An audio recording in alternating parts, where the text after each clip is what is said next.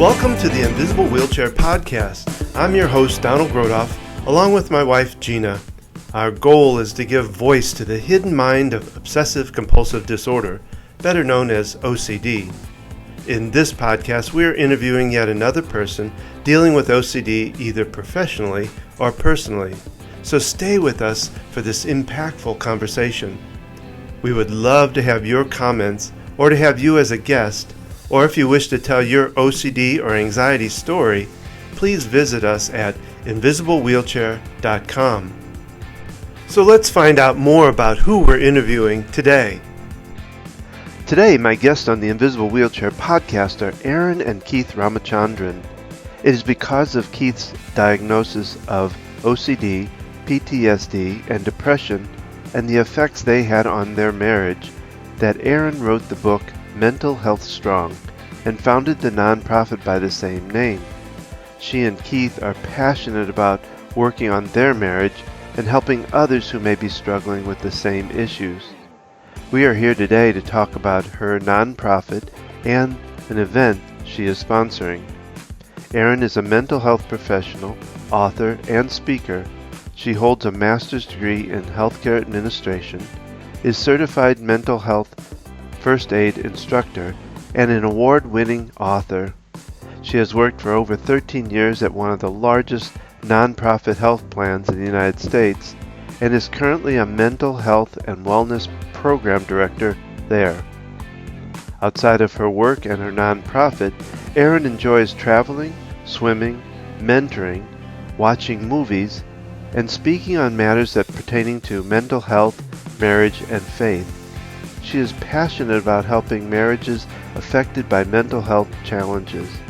She lives with her husband Keith in Fullerton, California. Now, let's get to that interview. Now, before we get to that interview, let's hear a word about our sponsor. Today's podcast is sponsored by Q Sciences. Don and I discovered that the supplements we were taking and giving to our children were not being absorbed properly. I was very excited when I found Q Sciences. I was impressed with the quality of the products and that they provide maximum absorption. They have a variety of products, including a Q Max product, which is a combination of 3 products, including vitamins, minerals, and a probiotic. They also have hemp oil, a vitamin B12 spray, a sleep spray, and kids products. I've really seen a difference in how these products are improving how I feel, improving my mental health, and I'm happy with the quality of these products and how they're helping our whole family. If you'd like to learn more, simply go to qsciences.focusedhealthyfamily.com. That's the letter Q, sciences.focusedhealthyfamily.com, or visit invisiblewheelchair.com and find out more information there. and stop throwing your money away on supplements that don't work and use a quality product like Q Sciences. And now, on to the podcast.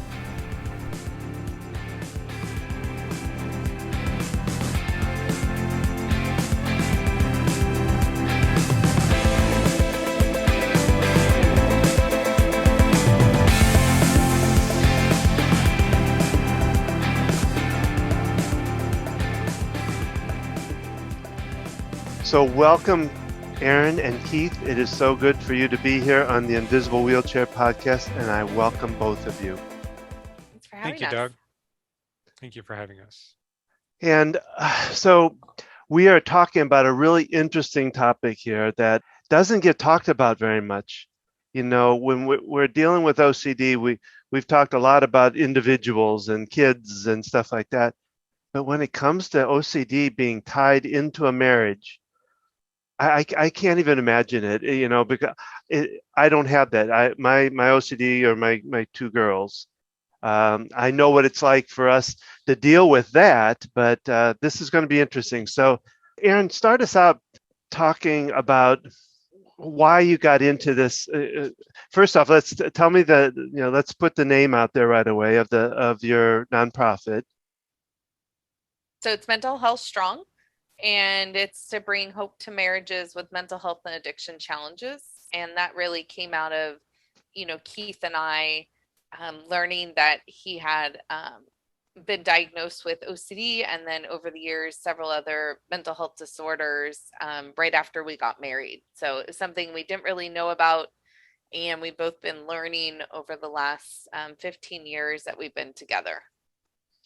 And so that I can imagine that was a bit of a shock because OCD, for you, Erin, it was probably a very big shock because it's something now that you're having to cope with that you didn't sign into, and of course now, Keith, you didn't really sign up for it either. Right. It's something that just comes about. Tell me what was the first effects of it? What happened initially when you really got figured out, hey, this is something's going on weird. Yeah, so for me, when we got back from our honeymoon, I thought that, we did not live together before. And so we got married and then started living together. And when we started living together, I thought we would have dinner after work and hang out and watch TV together or movies or take a walk. And what ended up happening is after dinner, Keith would be spending basically multiple hours just trying to put away the dishes or cleaning up the floor or whatever. Over a period of time, I was starting to ask my friends, what's the normal time to put away dishes? What is the normal time to clean up the floor? Like, I thought we would hang out together in the evenings, and it doesn't seem like he was really available. That went on for almost the rest of the year. And basically, at the end of the year, I said, I really think this is something. I don't know what it is, but we, use a comment of OCD. I think it could be that or something else, but I really need you to get diagnosed. I said, I love you. I want to be married to you, but I can't live like this. Like something's really wrong.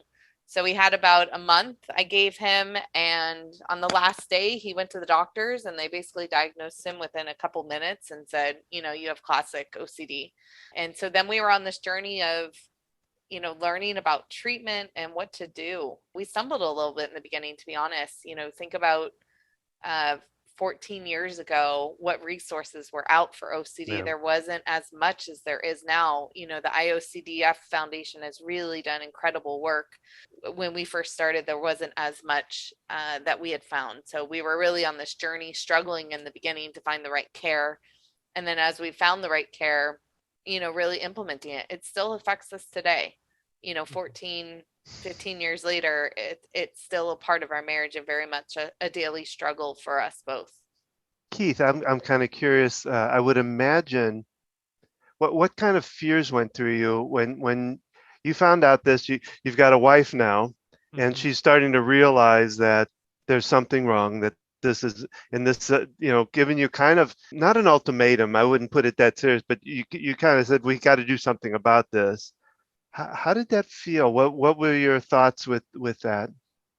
Well, I was initially scared and then confused when I first received the diagnosis because I had heard about the term OCD just being thrown about callously and carelessly. Oh, you're so OCD about this. But for me to be diagnosed by a professional psychologist and to say that you struggle with obsessive compulsive disorder, at the time I did not know this, but the more I did research and the more I read into it, the more I realized that there is really no cure for OCD.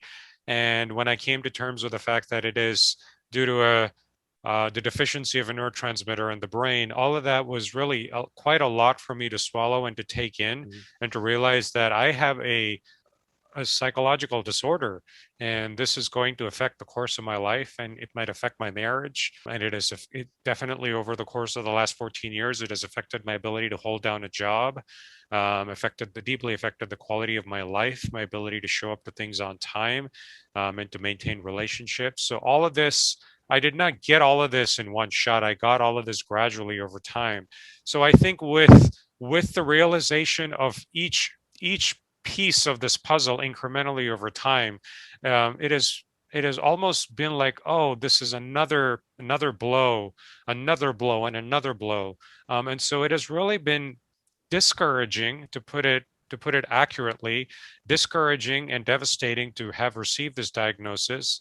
and to realize that this is really a life sentence. OCD is not going away, and that I have to aggressively manage it, which is really hard work and exhausting at times, even on a daily basis, to struggle with it on the one hand, but then to manage it on the other hand. It is hard work and it is exhausting. And at times I just come up empty, and I just come up completely empty, and I say, I just don't have it in me to fight. And I have to look to resources. I have to look to therapists. I have to look to friends and professionals, and sometimes my wife, in order to draw that encouragement from others in order to be able to fight this. So when I received this diagnosis, it was really a shock, but I would realize over time how much of an ask in terms of fighting this disorder it would really ask of me, and how much of a demand it would place on my life. And I would imagine there was probably some fear of that your wife wouldn't want to be married to you anymore, or that I don't know if I don't want to put words in your mouth, but is that something that was kind of in there too, or did you feel real strong with what Erin was doing? I think I felt strong. I knew whom I had married. I knew that I had married somebody who was committed to the marriage. We both call marriage not just a commitment or a contract, but really a covenant. And really, when you enter into a covenant, the covenant is not easily broken.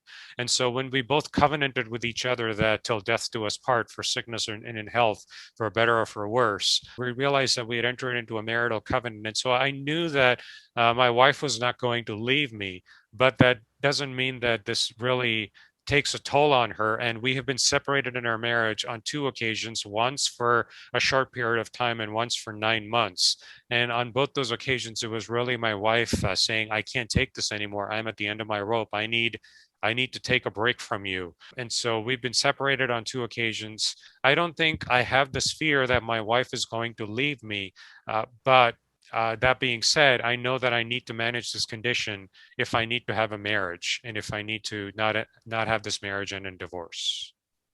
And what would you say about that, Erin? I'm sure you've, like I said, if you've left a couple of times just to get away, I can fully understand that, because there's so many times that I have to say, look, I have to step away. I have to. How did that feel for you? Yeah, it feels difficult. It feels, in some areas I have been very angry, in some ways I've been very sad. And the span of emotions that you have to watch someone that you love struggling and not able to do some basic functioning is really hard to watch. And yet learning how to help and then not enable, and learning those fine lines, setting up boundaries, learning when to encourage, and then you're going to make mistakes. A part of my journey has been how, and this is where I wrote a book on it because I couldn't really find resources to help me. And so I thought I would help others. But really, talking about what things had worked for me, and I put them in an acronym of 8 different steps of MH Strong. And I think on a previous podcast, we talked through those, but really about boundaries, self-care, grieving, owning the journey together. And then eventually there is the gifts. We were just talking with Keith's therapist last week that, okay, we're struggling right now. Even as we're on this podcast, we're struggling.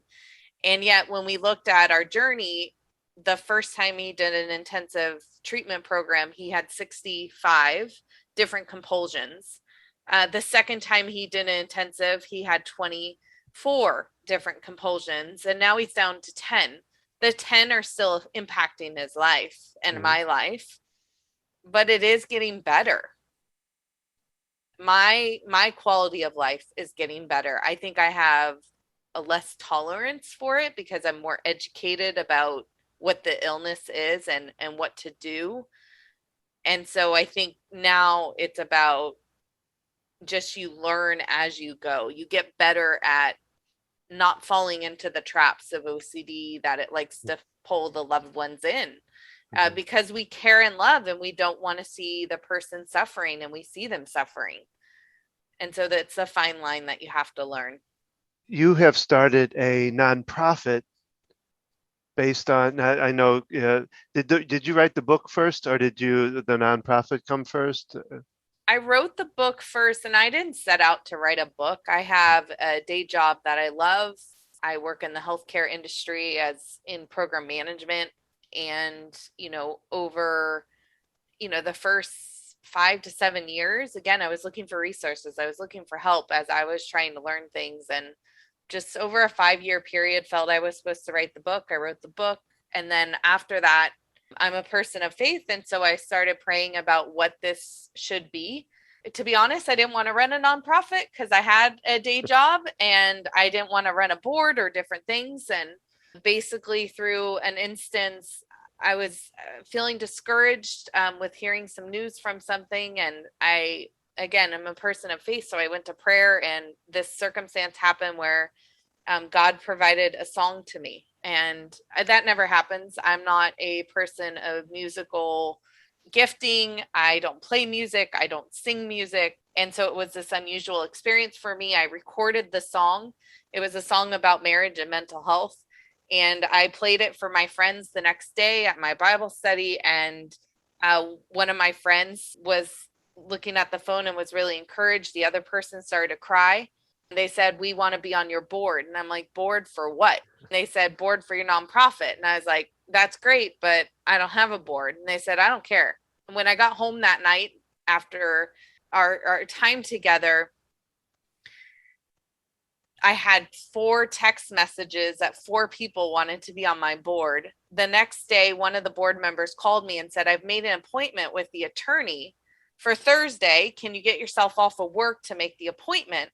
And then on Thursday, that person said, "I just want you to know we want to donate the attorney fees." So within 5 days, I had a song, 4 board members, an attorney to set up the nonprofit, and my first donation for the attorney fees. So when I get discouraged, because again, we live this every day and it's still hard. We love each other and we see beautiful things, but it's hard. I go back and I'm like, but there's a reason for this. Like that thing does not just happen, that circumstance of those 5 days. So it helps encourage me that I think there's a greater purpose in this work. There really isn't any other nonprofit that's helping couples with marriages and mental health addiction challenges. We want to help be a part of that community to help people have the resources. Not every marriage is going to make it. With OCD, you have an 80% chance of being divorced. So not every marriage is going to make it, but we can give you the resources and tools and support if you decide to stay. Help marriages make it as much as possible. If someone doesn't make it, then they at least had the community around them why they were trying. Because in order to make the marriage work, both people have to be willing to do the work. It's not all on Keith and it's not all on me. It has to be both of us together, and if both people are willing to do it. But we think that if we can make it, other people can make it. Well, and think about you're working a job. Yes. You're working on a marriage, which yes. Without OCD, working on a marriage is a job, is tough. You're working on OCD and all that stuff, and now you got a nonprofit.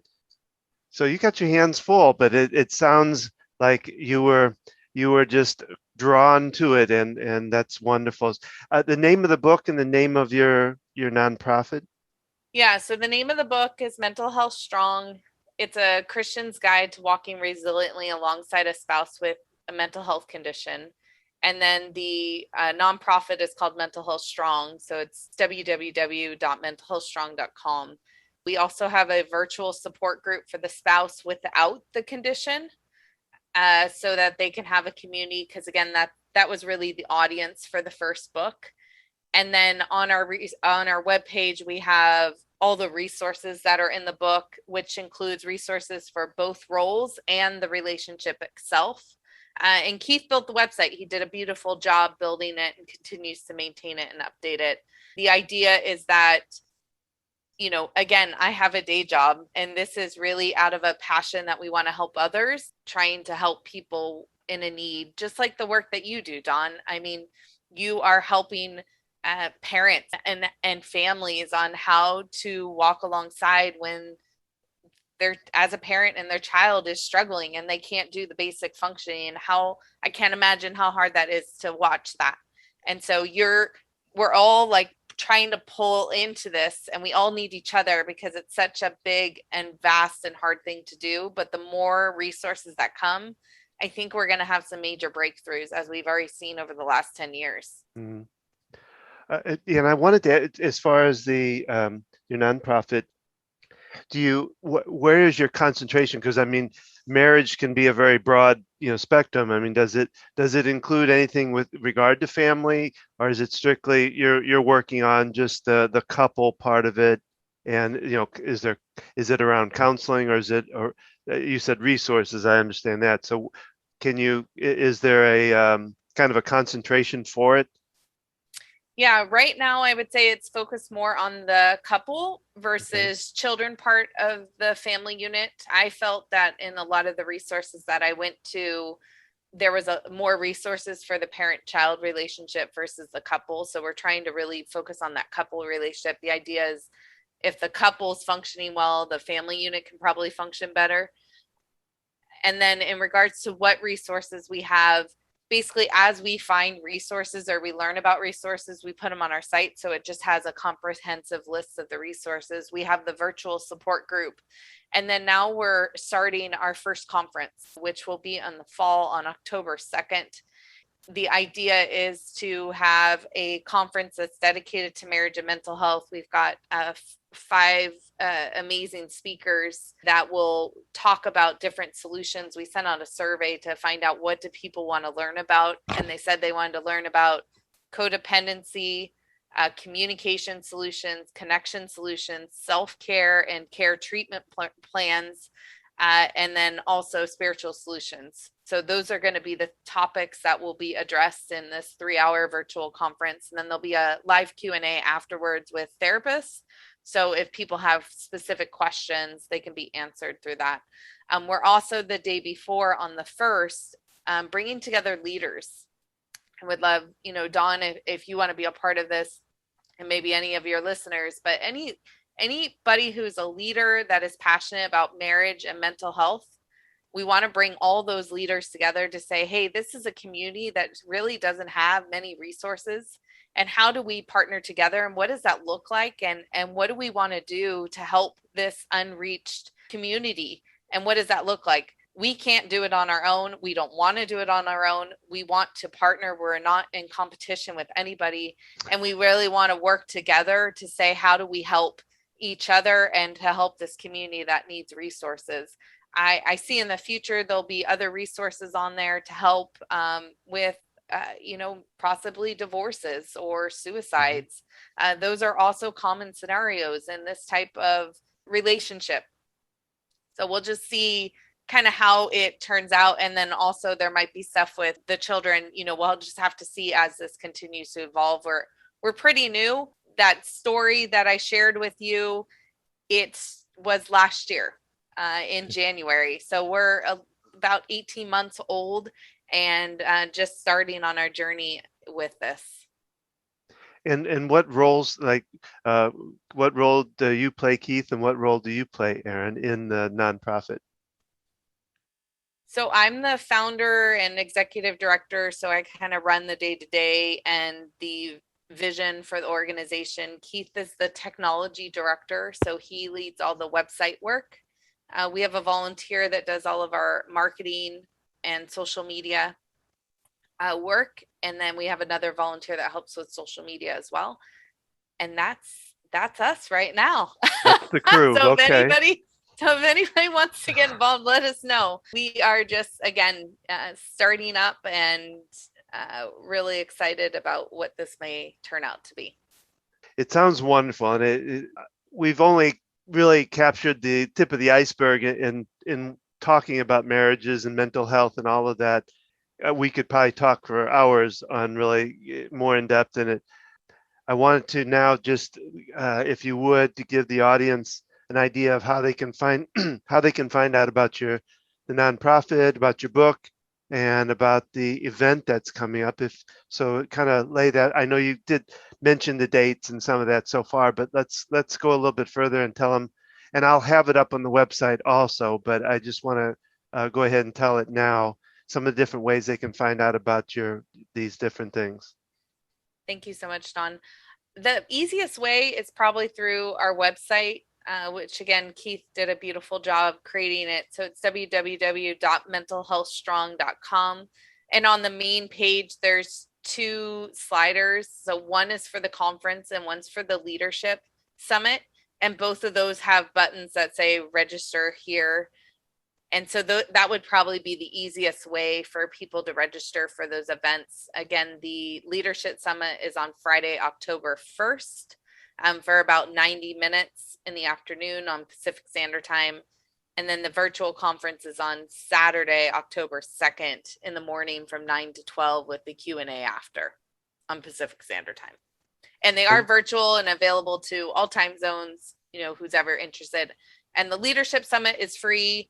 And the conference is $20 by the end of the month of August and $25 in September if you register. So again, very low cost, just trying to put the word out to get people connected.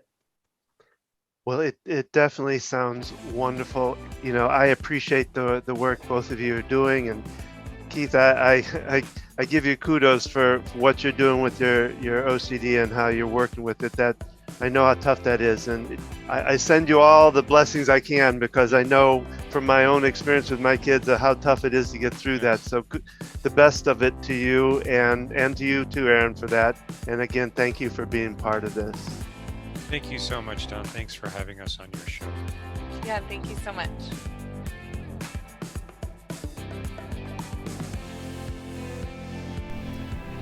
This concludes this podcast. We hope you enjoyed it. Remember that we love comments. We also would love for you to be our guest or to tell your story. Simply go to invisiblewheelchair.com. Gina and I want you to know that there is hope for those who suffer with OCD, and that it is manageable. And we are here to help you and your family. To find out more about our practice and what we can do for you, go to focusedhealthyfamily.com. Opinions and ideas expressed here are not necessarily those of Focused Healthy Family, Family OCD, Invisible Wheelchair Podcast, or the Grothoffs. Thank you for listening. Keep tapping and focusing forward in your journey.